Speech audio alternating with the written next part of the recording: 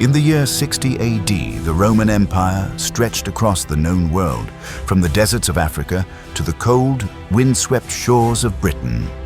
But in this far-flung province, a woman rose from tragedy to lead one of the greatest rebellions Rome would ever face. Her name was Boudica, a queen, a mother, a warrior whose fury would shake an empire. In the misty lands of Iron Age Britain, tribes lived and died for family, honor, and glory. Their warriors sought gold and songs, fighting endless small wars against one another.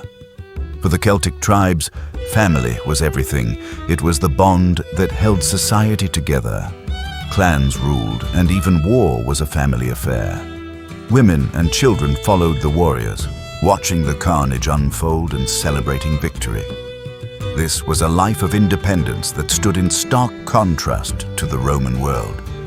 Rome was an empire of law and order, its citizens bound by rules.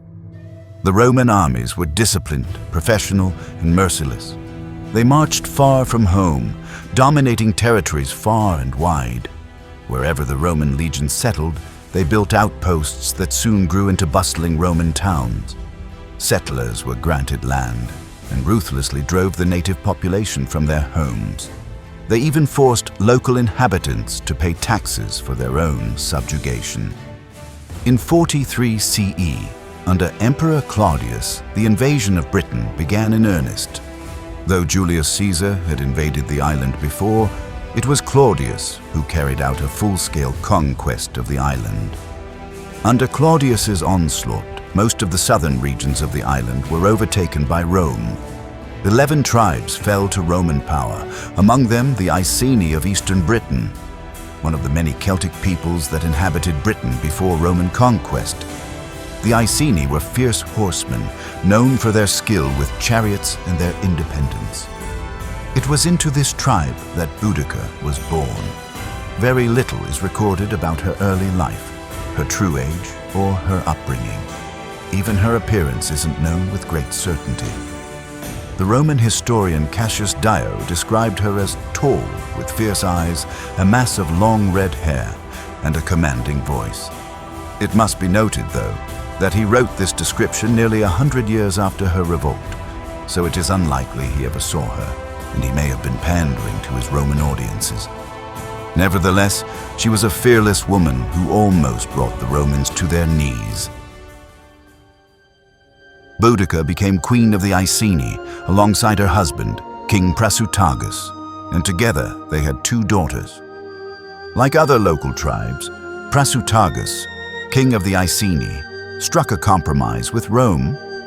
His people were granted a measure of independence, including the right to retain their lands. In return, the tribes had to pay tribute and show loyalty to the emperor in Rome. Under this arrangement, Prasutagus was made a client ruler subject to Rome. The agreement brought peace. But peace with Rome was uneasy. This was partly because the Romans regarded these tribes as barbarians, unworthy of the respect they gave to kings in other parts of the empire. Around 60 AD, Prasutagus died, and this changed everything. Hoping to protect his family and his tribe, he left his kingdom jointly to his 2 daughters and Emperor Nero. But Roman officials ignored his will. They annexed Iceni lands, seized property, and treated Queen Boudica not as an ally, but as a conquered enemy. According to Tacitus, Boudica was publicly flogged. Her daughters were sexually assaulted, and the Iceni nobles were stripped of their possessions and forced in slavery. This was more than humiliation. It was an outrage that demanded vengeance. Boudica answered with fire and a storm. Boudica called upon neighboring tribes, the Trinovantes, the Cornovi, the peoples of eastern Britain, all weary of Roman taxes, land seizures, and the heavy tread of foreign soldiers. Boudica, defiant and mounted on her wicker chariot, called upon her warriors to fight not for gold, but for freedom and for vengeance. Her speech was fierce and stirring. She roused the people to fight for freedom, for their children and their gods. Dio Cassius claims that she rallied as many as 120,000 Britons to her banner. They did not face the Romans in open field warfare. Instead, they burned cities to the ground. Her first target was Camulodunum, modern-day Colchester, the Roman capital in Britain. It fell quickly. The Temple of Claudius, a symbol of Roman domination, only had a token garrison of around 200 men. It was besieged and destroyed. Boudica's warriors surrounded the city, stormed the temple, and set the town ablaze.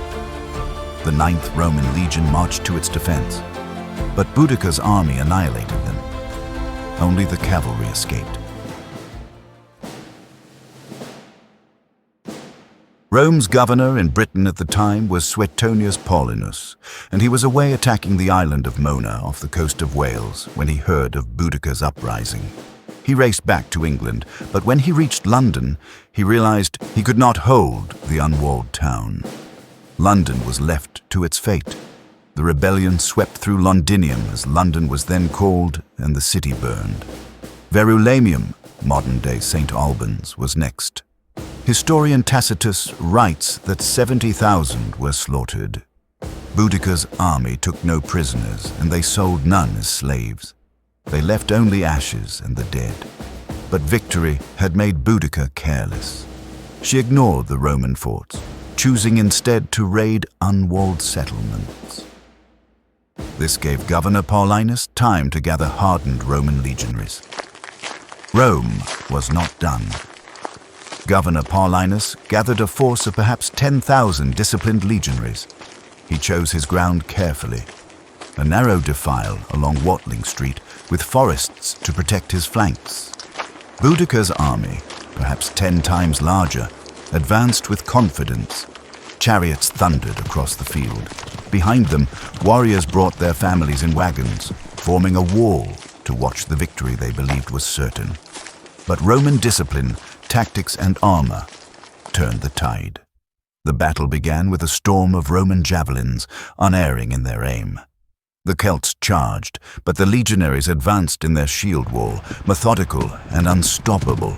Soon, the Britons were trapped. Blocked by their own wagons, they could not retreat. The killing followed was merciless. Tacitus records that 80,000 Britons died that day, compared to just 400 Romans.